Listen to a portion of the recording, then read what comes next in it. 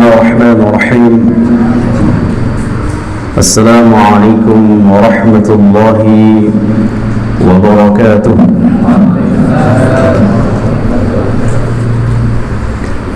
الحمد لله رب العالمين، والعاقبة للمتقين، ولا عدوان إلا على الظالمين. أشهد أن لا إله إلا الله وحده لا شريك له، وأشهد أن محمدا عبده ورسوله وحبيبه وخليله، ولا نبي ولا رسول بعده. يا أيها الذين آمنوا اتقوا الله حق تقاته ولا تموتن إلا وأنتم مسلمون. أما بعد، معاشر المسلمين والmuslimat rahimani wa rahimakumullah.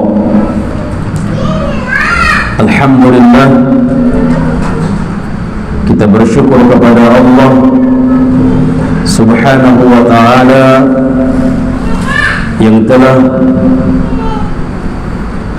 banyak memberikan berbagai kenikmatan kepada kita,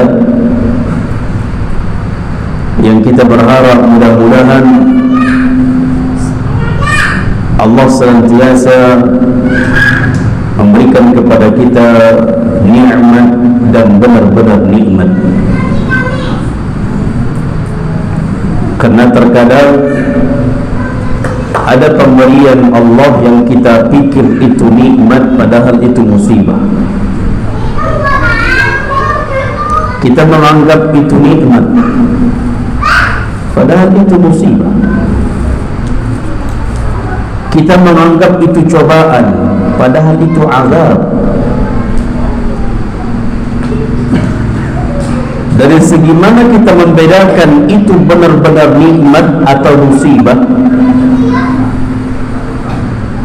Itu merupakan yang datang kepada kita merupakan cobaan untuk menguji iman kita atau azab. Bagaimana untuk melihatnya, membedakannya? Lihat orangnya.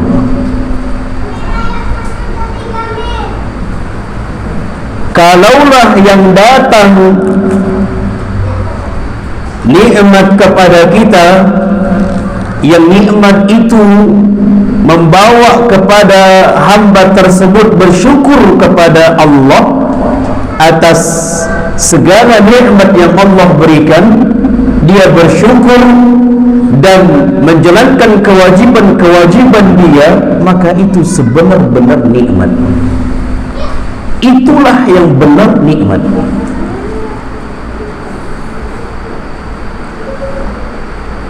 Tapi kalau yang datang itu kenikmatan, dan dengan kenikmatan itu terlalaikan kita dari kewajiban kita kepada Allah, dan bahkan lisan kita tidak mengucapkan alhamdulillah, hati kita tidak meyakini itu datang dari Allah, bahkan kita nisbatkan nikmat itu yang datang rezeki atau nikmat itu dari orang lain, bukan dari Allah. Semakin jauh dia dari Allah, bahkan tidak bersyukur kepada Allah, ini bukan nikmat tapi musibah. Makanya terkadang heran kita, semakin banyak seseorang membuka usaha, semakin banyak cabangnya, semakin tak nampak ke masjid lagi. Tak nampak di masjid, tak nampak di majlis ilmu. Afwan ustaz, sibuk. Semakin banyak dia buka cabang-cabang, semakin menyibukkan dia dari kewajiban dia kepada Allah. Wallahi, ini bukan nikmat. Kemana antum akhi? Alhamdulillah ustaz, kita sudah banyak cabang. kok alhamdulillah? Harusnya innalillah. Harusnya innalillah. Tapi kalau dia buka cabang sampai puluhan cabang usahanya besar, namun tetap dia menjalankan kewajiban, itulah nikmat. Lisannya senantiasa bersyukur, memuji Allah, itu nikmat. Keyakinannya semakin kuat, ini datang dari rizki dari Allah, itu nikmat. Tapi yang datang itu semakin melalaikan dia, walaupun pandangan itu nikmat katanya, wallahi terkadang itu musibah yang datang. Maka harus berhati-hati kita jemaah. Kadang sakit, ini Ustaz, ojek cobaan. Kadang kehilangan, ini Ustaz cobaan. Lihat orang ini. Kalau yang sakit parah, tak pernah sholat, puasa tidak, kewajibannya dia lalaikan, itu ujian atau apa? Itu azab. Jangan katakan ujian, karena ujian itu untuk orang beriman.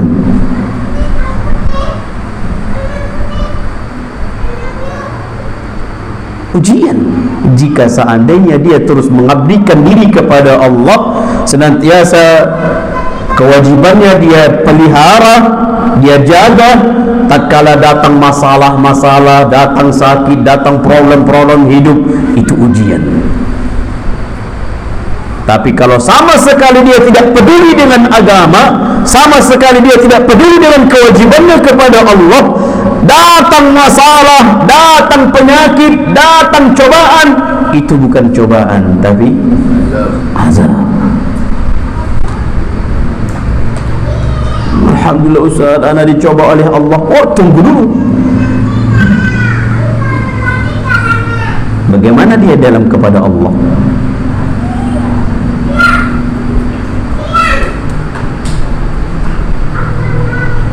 Faham ini jemaah? Maka kita harus berhati-hati. Harus berhati-hati. Maka kita berharap mudah-mudahan yang datang kepada kita adalah sebenar-benar nikmat yang membawa kepada kita semakin bersyukur kepada Allah. Semakin kita pelihara kewajiban-kewajiban kita kepada Allah, semakin kita pelihara kewajiban kita kepada Rasulullah. Ahibati fillah rahimani wa rahimakumullah.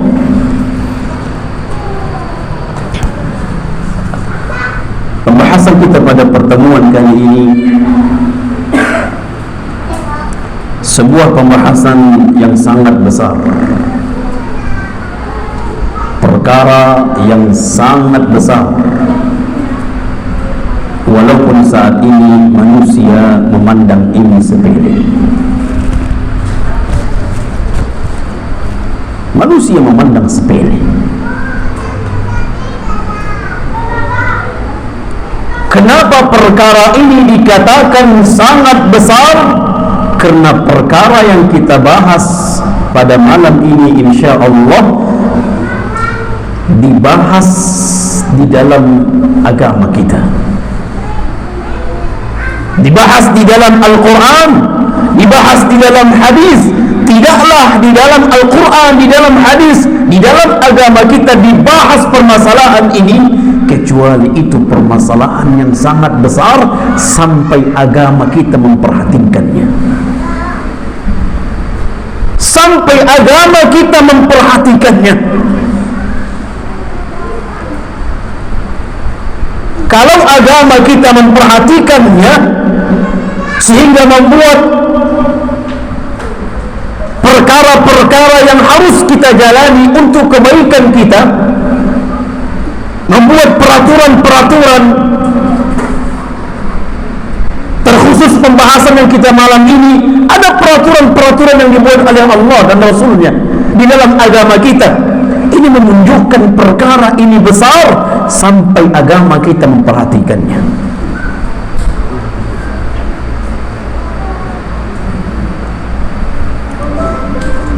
yaitu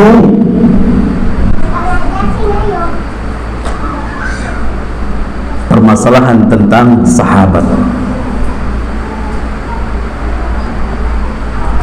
Kepada siapa kita, kepada siapa yang berhak kita jadikan sahabat, teman?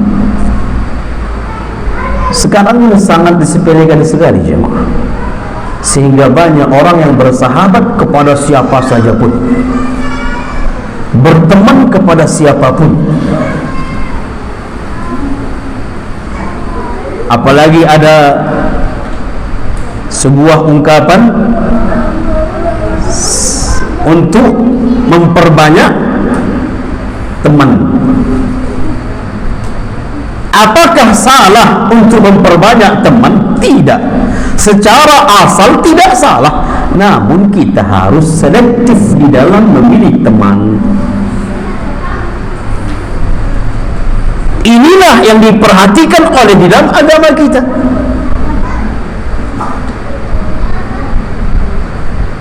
Selektif di dalam memilih teman. Kalau kita tidak selektif di dalam memilih teman, wallahi kita akan tertarik kepadanya. Karena Nabi SAW mengatakan teman itu menarik. Teman itu menarik kita. Kemana dia bawakan, dia tarik. Begitu tingkah lakunya, begitulah tingkah laku kita. Makanya Nabi SAW mengatakan, kalau ingin melihat seseorang, pribadi seseorang, jangan jauh-jauh. Lihat temannya siapa. Lihat temannya siapa. Gak usah jauh-jauh mencari kepribadiannya, ini orangnya baik atau tidak, ini bagaimana. Lihat temannya. Karena Nabi SAW mengatakan, al-mar'u ala dini khalilih. Seseorang itu berada di atas agama temannya. Kalau ingin tahu bagaimana orang itu, lihat temannya siapa. Bukan teman yang biasa ya, tapi teman akrab maksudnya. Kalau hanya sebatas teman, sebatas salam, sebatas kenalan, silakan. Namun kalau sudah sampai kepada akrab, sampai kepada mengikuti tindak lakunya, kena begitu cinta dia sama temannya, sehingga apa yang dilakukan oleh temannya dia pun ikut. Ini tidak boleh. Kita harus selektif di dalam ini. Maka berlakulah hadis Nabi, al-mar'u ala dini khalilih. Seseorang itu berada di atas agama temannya. Falyanzur ahadukum man yukhalil. Maka hendaklah kalian berhati-hati siapa yang berhak untuk dijadikan teman. Nabi saja mengatakan, hendaklah kalian berhati-hati, hendaklah kalian melihat man yukhalil, siapa orang yang kalian temani, yang kalian sahabati. Berarti ini menunjukkan di dalam agama kita harus kita selektif di dalam memilih teman. Wallahi, berapa banyak orang terikut kepada lembah dosa kena temannya.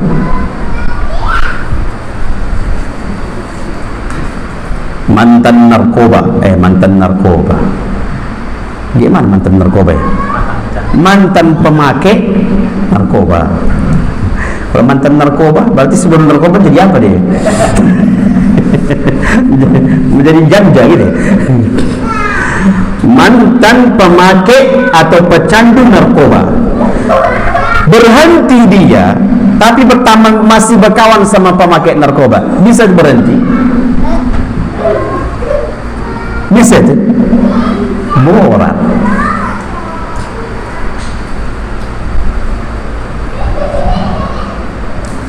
Kalau teman kita seperti itu, tatkala kita ingin bertaubat, tatkala kita ingin berhenti dari perkara itu, cari teman yang lain yang bukan pemakai. Kalau masih berteman dengan pemakai, peminum, pasti diejeknya kita. Tak main antum ini. Berhenti, alah, nanti kan bisa udah jenggot panjang nanti berhenti kita kan. Kalau sempat jenggot panjang, nanti tua kan bisa nanti kita berhenti bertobat. Kalau sempat tua,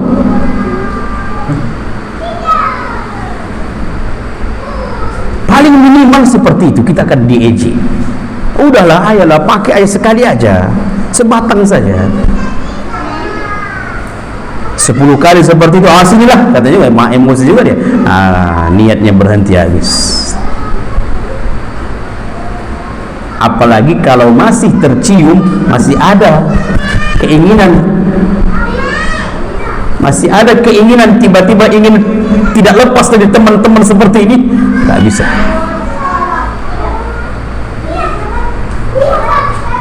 Maka hibati fillah, agama kita memerintahkan dengan siapa kita berteman.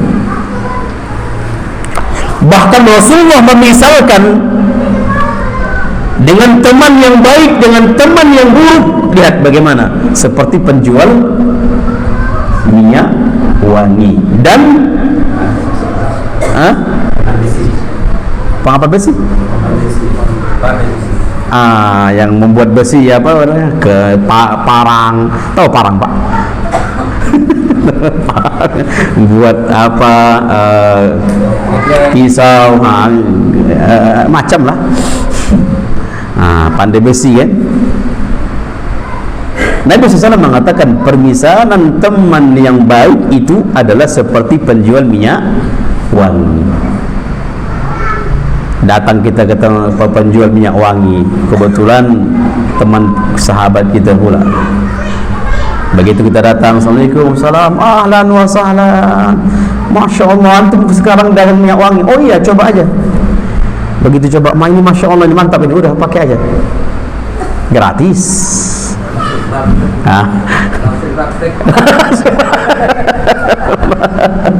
Masya Allah, praktek ya. Nah, antum masya Allah dikasih kita gratis. Kalaupun tak dikasih gratis, ya kita berarti mendapatkan ya mungkin satu olesan. Bahkan paling minimal kita merasakan adem, merasakan nyaman duduk bersamanya. Kenapa?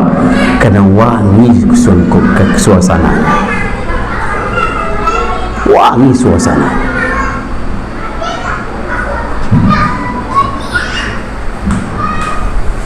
Namun sekarang subhanallah sangat disepelekan masalah ini. Ustaz, sama enggak berteman dengan alam nyata dengan alam maya? Alam maya misalnya berteman dengan siapa? Di Facebook. Siapa teman kita di Facebook?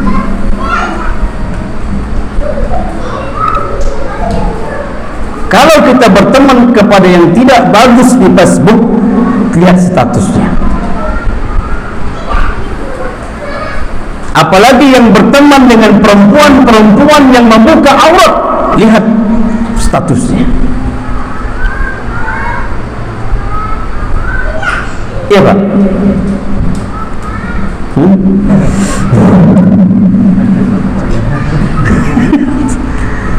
Akan ada status yang ketika kita baca dosa.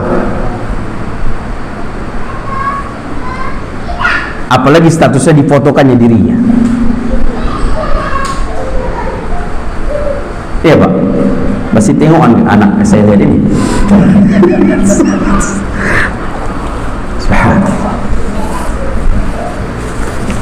Nah, sebagian ulama mengatakan boleh kita berteman dengan wanita-wanita di Facebook. Namun kalau seandainya wanita yang memberikan mudarat kepada kita, maka tak usah. Tak usah.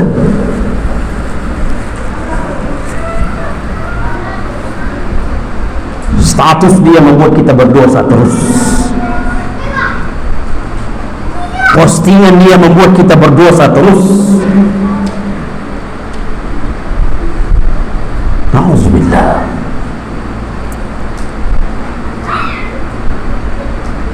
Maka kalau seperti ini, maka harus hati-hati, baik itu di alam nyata maupun di alam maya.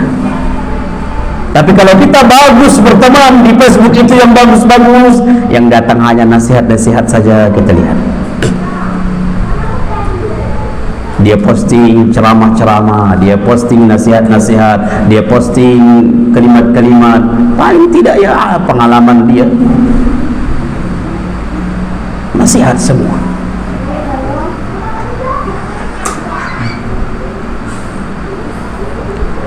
Faham ini jemaah?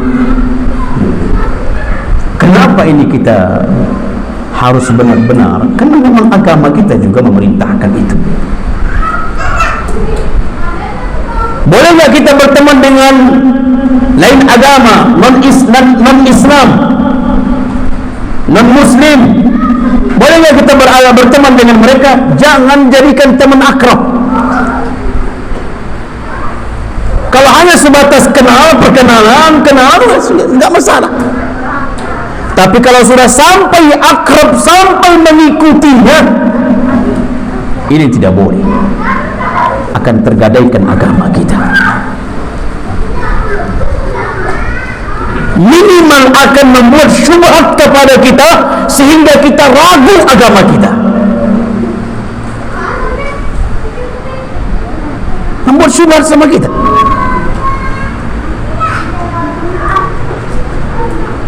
Apalagi yang dia posting, dia sampaikan berkaitan tentang akidah dia, agama dia.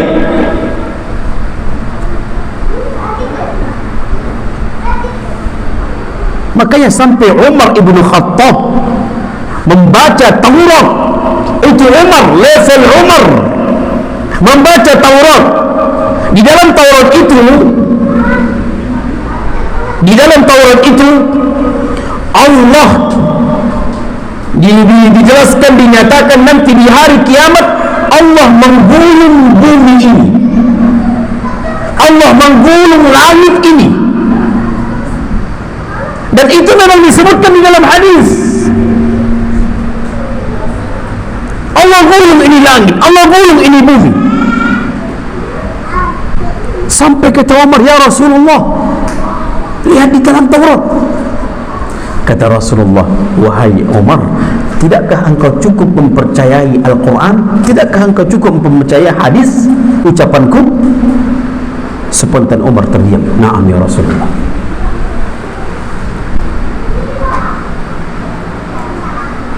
Kalau kita nanti akrab dengan mereka, dia kasih, coba baca-baca ini kitab kami, coba ambil perbandingannya, nanti bandingkan dengan kitab antum Al-Quran.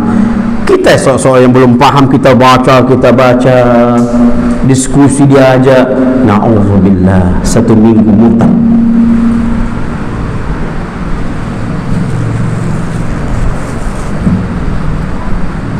Kenapa? Salah memilih teman. Demi Allah, di dalam Al-Quran disebutkan penyesalan di hari kiamat karena memilih teman yang salah.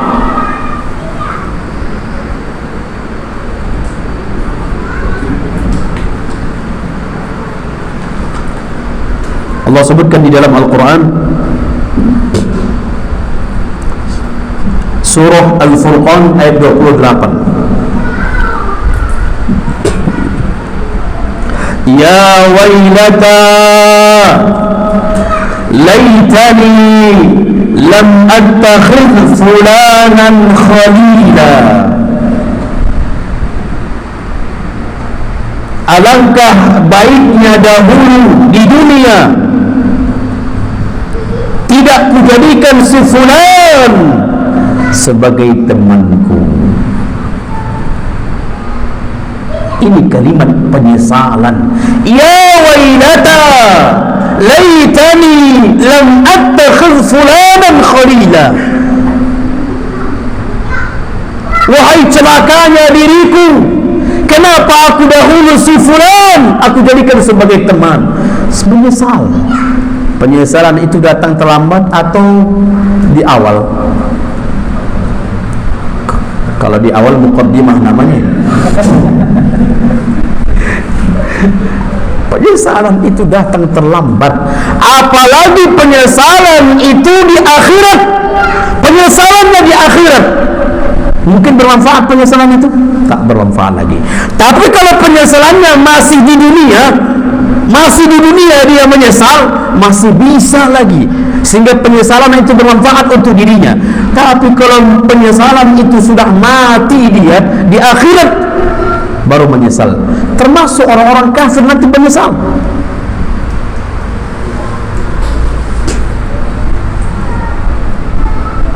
Orang beriman menyesal. Di dalam Al-Quran surah apa itu? Al-Fajr, ya? Yaqulu ya wayla,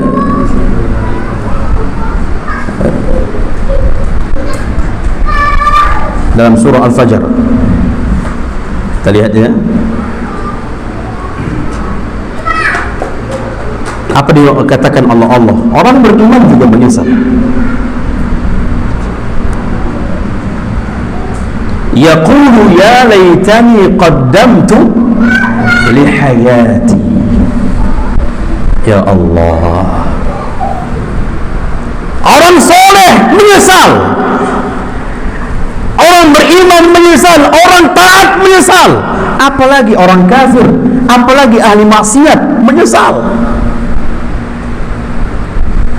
Kapan penyesalan itu? Ketika mereka melihat neraka.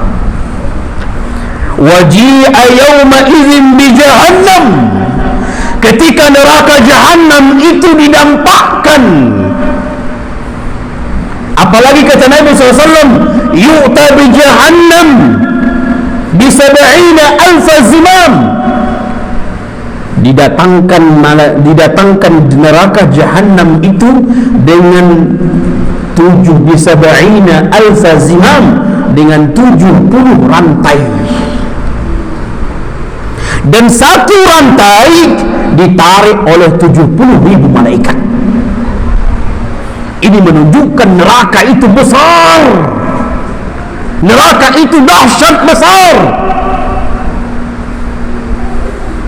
Itu pun nanti ketika Allah bertanya, halim tala'tu, wahai neraka, apakah engkau sudah penuh?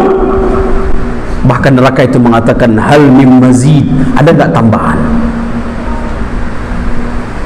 Besar, 70 rantai kata Nabi SAW, dan satu rantai ditarik oleh 70.000 malaikat. Berarti berapa jumlah malaikat yang menariknya? 4.900.000.000 menarik khusus neraka itu.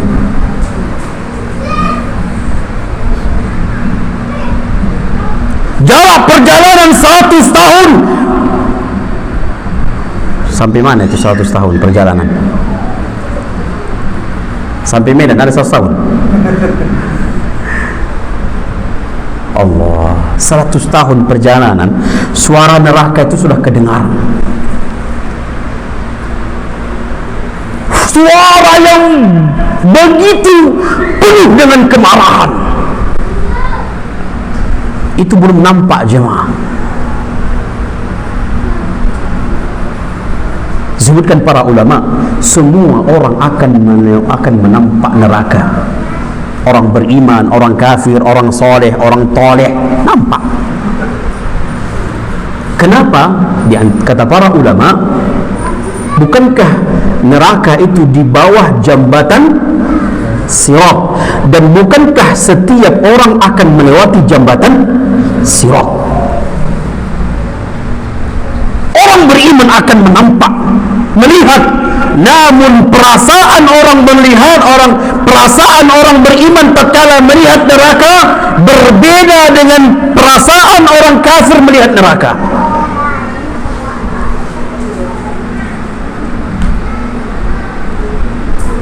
Orang beriman ketika melihat neraka dia takut, namun ketika diselamatkan dia Subhanallah, dia bersyukur kepada Allah karena Allah jadikan dia beriman, Allah jadikan dia orang-orang saleh. Sehingga semakin dia bersyukur karena dia melihat neraka itu begitu dahsyat, dia sangat mengerikan sekali tatkala dikatakan dia selamat dari neraka. Subhanallah.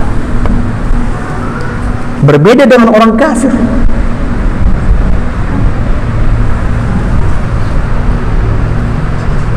Menyesal. Orang soleh mengatakan yaqulu ya laitani qaddamtu li hayati. Dia soleh, na'am soleh. Namun dia mengatakan subhanallah, alangkah indahnya dahulu saya lebih soleh lagi sehingga derajat syurga lebih tinggi lagi.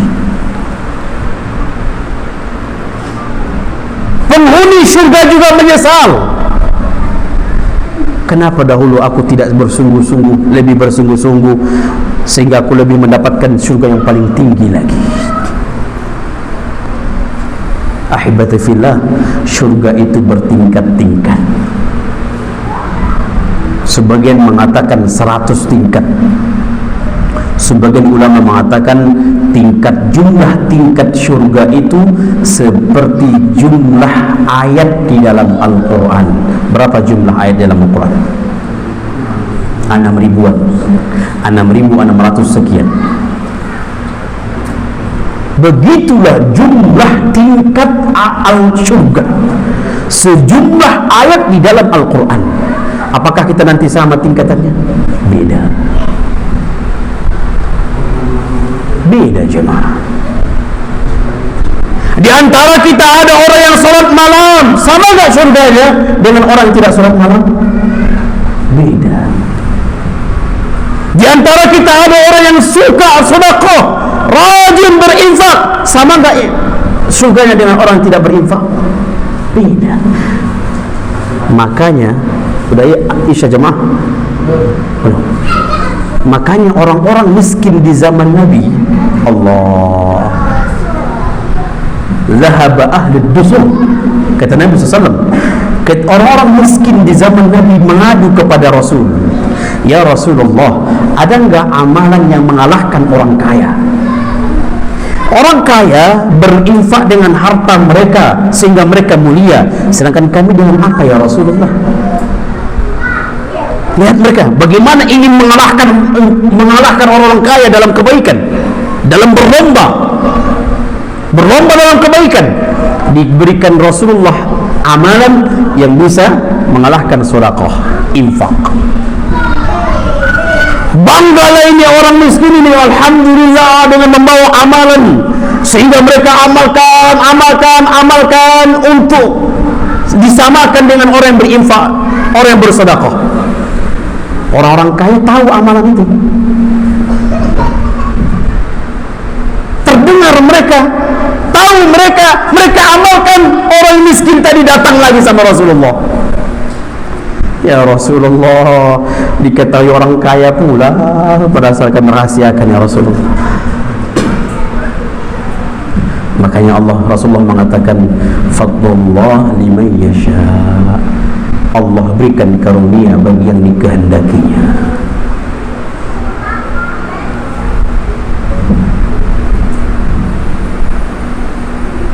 Tak sama tingkatan syurga orang yang bersedekah, berinfak, tak sama.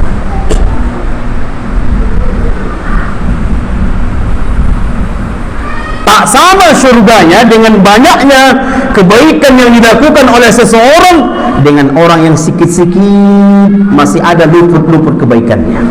Tak sama. Dan itu akan menyesal.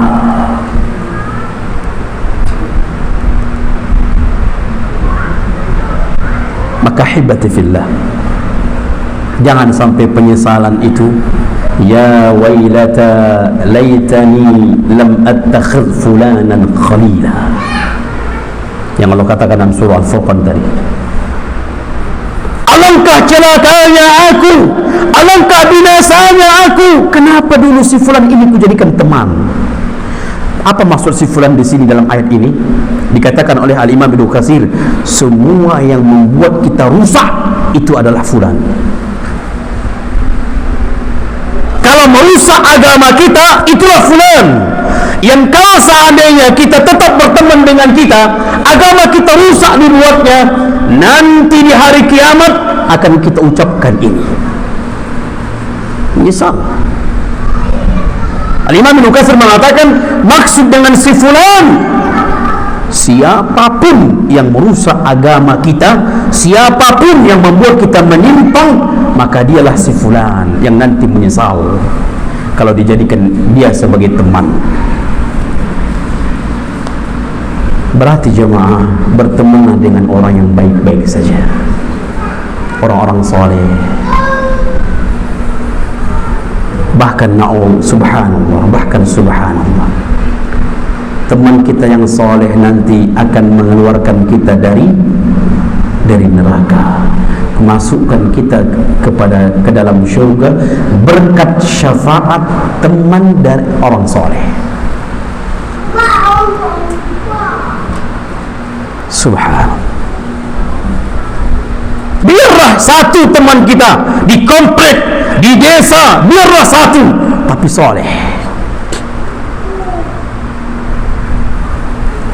Biarlah dua, biarlah tiga, biarlah empat, tapi soleh. Tatkala la qadarullah, tatkala nanti mereka masuk ke dalam syurga, kita di neraka. La qadarullah. Ini misal Pak, kita di neraka. Nanti teman kita itu akan bertanya kepada kita tentang kita. Mana si fulan? Tak nampakku di syurga ini. Oh iya, mana si fulan? Mana si fulan? Dia mendapatkan informasi kita di neraka. La qadarullah. Maka tatkala teman kita ini mengetahui kita di dalam neraka, lalu dia meminta, berdoa kepada Allah, ya Rabbi, si fulan dahulu aku duduk berdiri majlis ilmu dengannya, ya Allah dahulu aku salat berjamaah dengannya, ya Allah dahulu aku ta'awun tolong menolong dalam dakwah dengannya. Mungkin si fulan banyak dosanya tanpa kita ketahui. Kita yang dahulu, dia duluan ke neraka, kita dahulu masuk surga. Maka ya Rabbi, si fulan sahabatku, disebutkannya semua waktu di dunia. Keluarkan dia ya Rabbi. Dikeluarkanlah dari neraka, dimasukkan bersama kita dalam syurga, bersama mereka dalam syurga. Penghuni neraka heran, kenapa si fulan keluar? Mana si fulan? Kenapa si fulan dikeluarkan dari neraka? Dia punya teman orang-orang soleh, sehingga mereka mengatakan kita satu pun tak ada teman kita yang soleh. Semakin menyesal mereka. Penghuni neraka itu heran, kenapa dikeluarkan dari neraka? Dia punya teman, mendapatkan syafaat dari orang soleh, teman orang soleh. Apa kata mereka? Kita tidak ada satu pun teman dahulu di dunia orang soleh. Tak ada lagi mengeluarkan kita lagi. Jangankan di dunia memberikan manfaat teman yang soleh itu, teman yang baik itu, di akhirat pun bermanfaat. Subhanallah.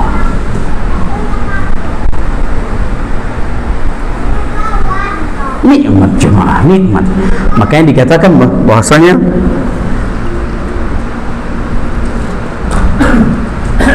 termasuk obat hati, termasuk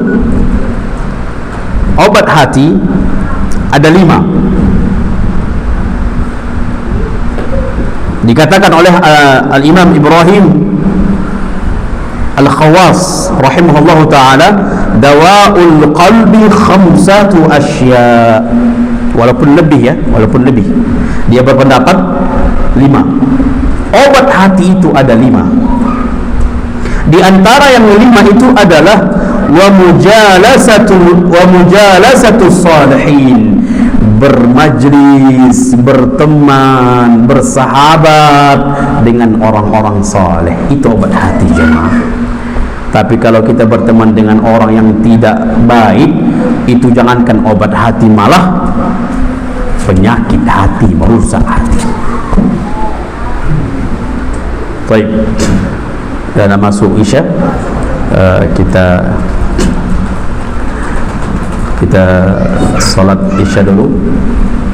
Habis salat lanjut ya Pak? Lanjut insyaallah beberapa menit ke depan. Wassallallahu ala nabiyina Muhammad wa ala alihi wa sahbihi ajma'in. Assalamualaikum warahmatullahi wabarakatuh. Assalamualaikum warahmatullahi wabarakatuh. Alhamdulillah rabbil alamin. Wassalatu wassalamu ala ashrafil anbiya'i wal mursalin wa ala alihi wa ashabihi ajma'in. Ahibati fillah rahimani wa rahimakumullah. Allah Subhanahu wa ta'ala mengatakan di dalam surah At-Taubah ayat 119, Ya ayyuhalladzina amanu ittaqullaha wa kunu ma'as sadiqin. Hai orang-orang beriman, bertakwalah kalian kepada Allah. Wa kunu ma'as sadiqin, dan hendaklah kalian bersama orang-orang yang jujur. Hendaklah kalian bersama orang-orang yang benar. Ini perintah di dalam Al-Quran. Yang memerintahkan kita adalah Allah untuk bersama orang-orang yang benar, untuk bersama orang-orang yang jujur. Kenapa? Karena akan ada manfaatnya bagi kita. Tapi kalau kita bersama orang-orang yang kebalikan dari apa yang Allah perintahkan ini, maka apa manfaatnya kita bersama mereka? Tidak ada manfaatnya kita bersama mereka. Kalau merusak agama kita, bahkan merusak istiqamah kita,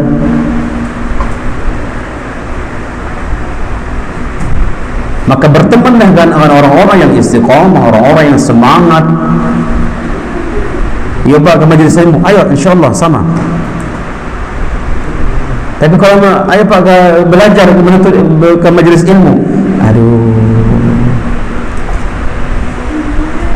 lagi futur pula ini Pak.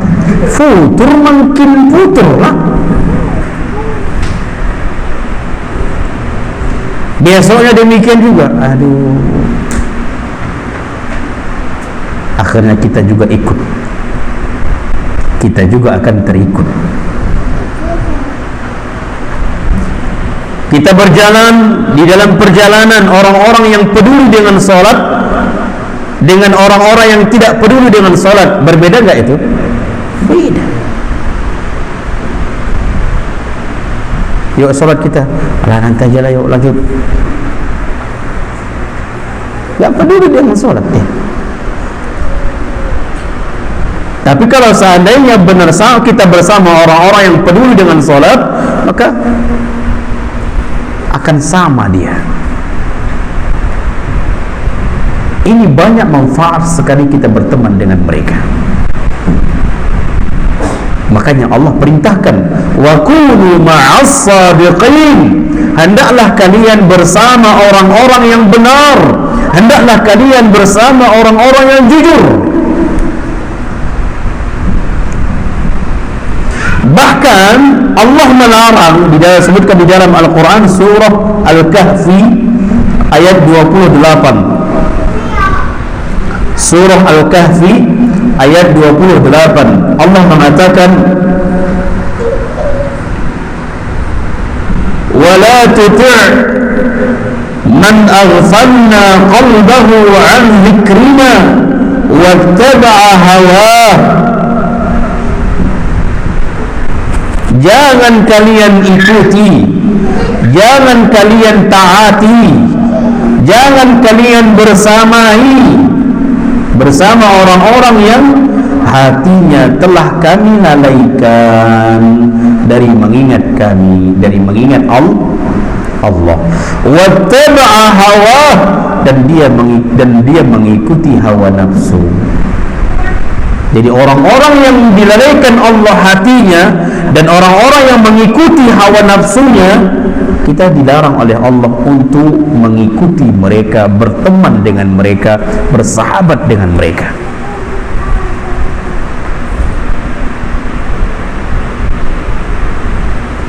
Makanya sangat diperhatikan sekali jemaah, agar kita apa? Agar kita nanti kalau kita berteman dengan orang-orang baik, berteman dengan orang-orang yang bertakwa, berteman orang-orang beriman, berteman orang-orang yang bersaleh, insyaallah nanti kita bersama mereka. Makanya ahibati fillah, kita yang duduk di majelis ilmu, kita yang belajar seperti ini, kalau kita mendengar saudara kita sakit, datang kita. Saudara kita itu sakit, datang bukan mengharapkan apa-apa dari kita. Yang lebih diharapkan doa dari kita. Tatkala kita datang kepadanya, enggak bawa apa-apa. Kadang kita kan, ayo Pak, si fulan sakit, aduh lagi tak ada duit membawa apa-apa ini. Bukan itu diharapkan yang sakit. Datang kita membawa doa, syafakallah, la ba'sa tahur, insyaallah. Kita berikan nasihat, sesungguhnya sakit itu penghapus dosa, mengangkat derajat. Itu akan membuat lapang dadanya menerima apa yang Allah takdirkan itu. Datang kita. Alangkah bahagianya dia kalau kita datang. Makanya hendaknya kami berharap ada penggerak di antara kita di sini. Ada penggerak di antara kita. Dan dia harus tahu informasi. Dan ketika ada informasi, informasikan kepada orang-orang yang bergerak. Sehingga sekarang kita subhanallah ada grup, tinggal informasikan di grup. Si fulan ada sakit di rumah sakit umum. Si fulan sedang sakit di rumahnya. Subhanallah. Apalagi kalau seandainya keluarganya ada meninggal dunia, kita datang. Mungkin mengharapkan keluar kita di keluarganya mengharapkan kita fardu kifayahkannya, kita ikut sholat di dalamnya. Kita yang belajar ini. Bukankah kata Nabi SAW, 40 orang yang belajar agama, 40 orang yang menjaga tauhid, 40 orang yang menjaga imannya, 40 orang yang benar-benar menjaga kewajibannya kepada Allah, menjaga imannya, tidak melakukan kesyirikan, tidak membatalkan keimanannya. 40 orang yang seperti ini mensolatkan seorang jenazah, kata Nabi SAW, akan memberikan syafaat solat itu, akan bisa memberikan syafaat kepada jenazah kalau yang mensolatkannya 40, namun orangnya menjaga imannya, menjaga tauhidnya, menjaga dari hal-hal yang merusak keimanan, kesyirikan dan sebagainya, dan menjaga ketaatannya kepada Allah. Ini 40 saja itu bisa memberikan syafaat kepada yang jenazah. Enggak perlu 400.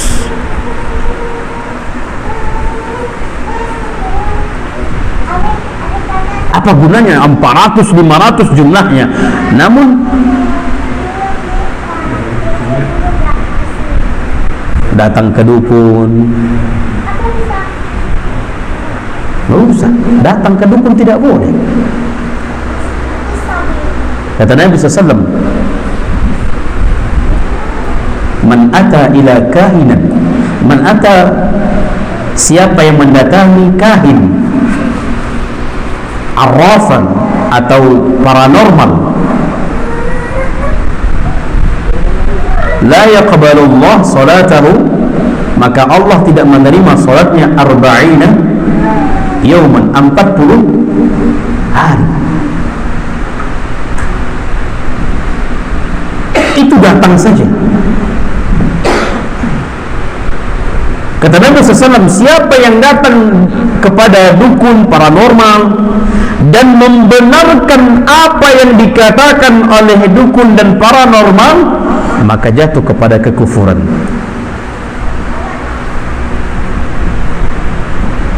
Tak boleh datang.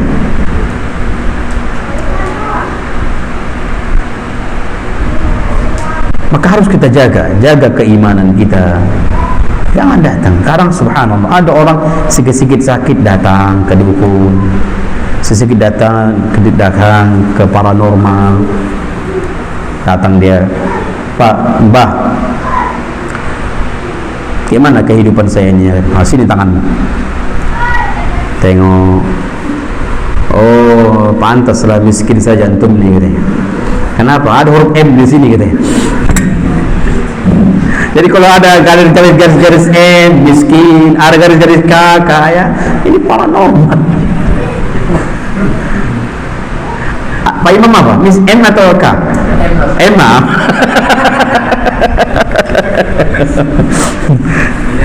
Ada orang subhanallah, segi-segi subhanallah. Terlalu mudah orang percaya. Terlalu mudah, subhanallah. Ini mohon maaf ya. Jadi ketika misalnya ada orang terkadang banyak diambilnya sesuatu dari dukun, digantungkan ke rumahnya, digantungkan di rumahnya. Na'udzubillah. Bahkan terkadang yang dia gantungkan itu disebut dengan buhul-buhul. Buhul-buhul itu markasnya jin. Di situ bersarang jin.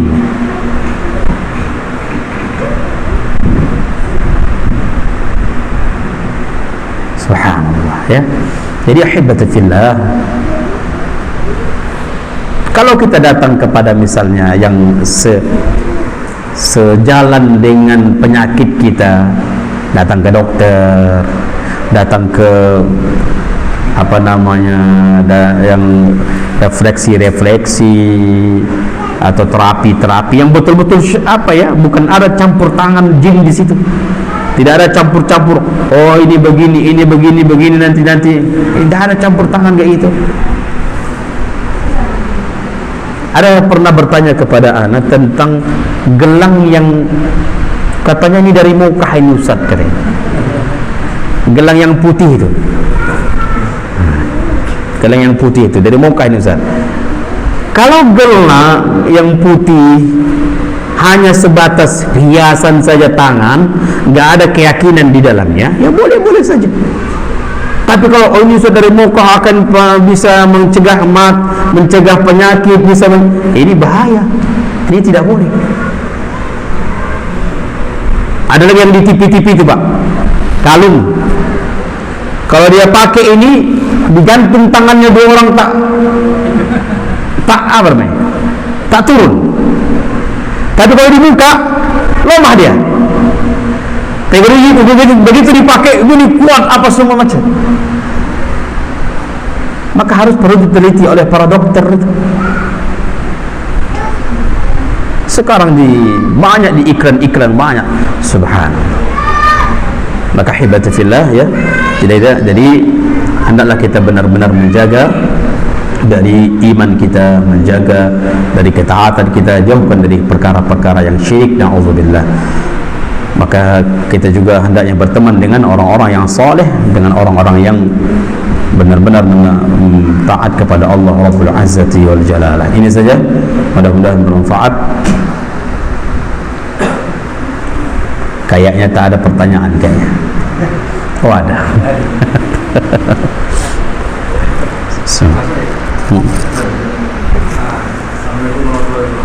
Waalaikumsalam. Saya ingin bertanya, kalau misalnya ada dua pilihan tentang teman, mana yang lebih baik kita pilih? Berteman dengan orang yang Islam tetapi perbedaannya buruk, atau ibarat kata toksik, suka ngomong kasar, atau dengan yang nonis yang bukan beragama Islam tapi perbedaannya baik? Yang Muslim Islam, yang Muslim tapi perbedaannya buruk, atau kepada yang non Islam tetapi perbedaannya baik? Apa nonis tadi? Nonis. Non Islam. Kedua-duanya jangan. Ahibati fillah. Nah, yang dimaksud di sini teman benar-benar akrab ya. Makanya subhanallah, apalagi sudah sampai pada derajat sahabat,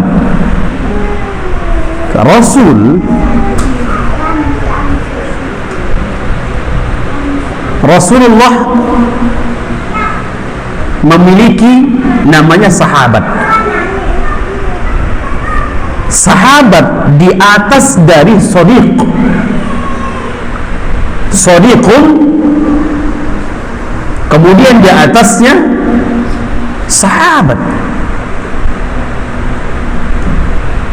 Kalau sodiq ini teman biasa, teman biasa. Nah, kalau seandainya seperti itu biasa dia, mau cakapnya mau gini, karena begini, kan begitu. Ada orang subhanallah kalau berkawan sama dia pasti menghibah. Kalau berkawan sama dia cakap ini begini. Hanya sebatas begitu saja. Tapi kalau kita senantiasa bersama dia, sudah sampai kepada sahabat, maka harus pilihan.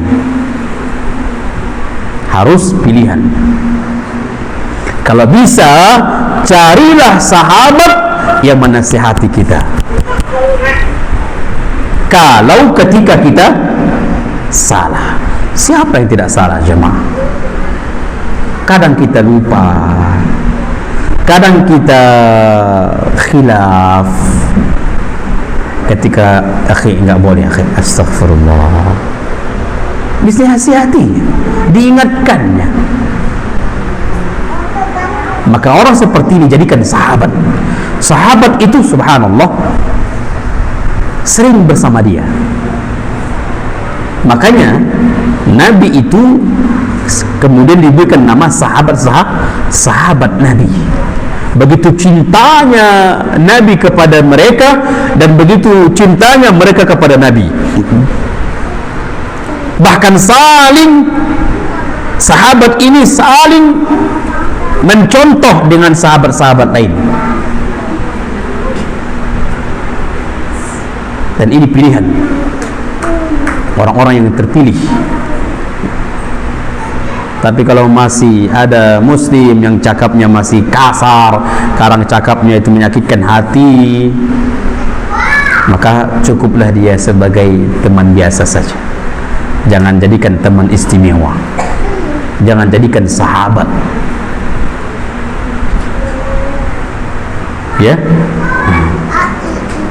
Tapi kalau dia orang-orang yang termasuk, orang yang memegang agama ini dengan benar, memegang sunnah ini, termasuk istiqamah di atas sunnah, bahkan semangat di atas sunnah, semangat di atas agama, subhanallah, ini sahabat luar biasa.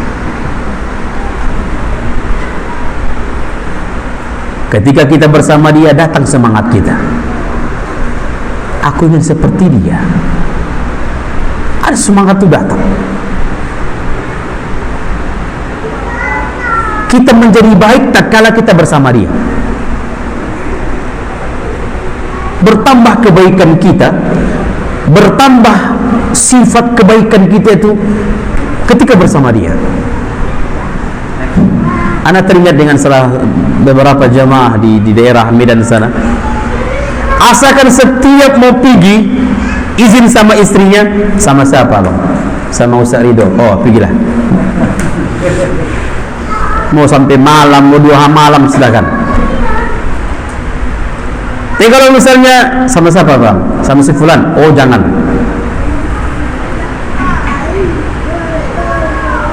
Makanya Enak juga, kemana-mana ikut awak kan. Kemana-mana dibawa awak. Maka subhanallah, jadi ahibati fillah, kita akan merasakan nikmatnya ketika bersahabat dengan orang-orang yang baik. Nikmat, tenang kita, nggak ada sakit, nggak ada di dalam pembicaraan kita saling menyinggung, nggak ada saling pembicaraan kita saling mengejek, nggak ada dalam pembicaraan kita saling mencela.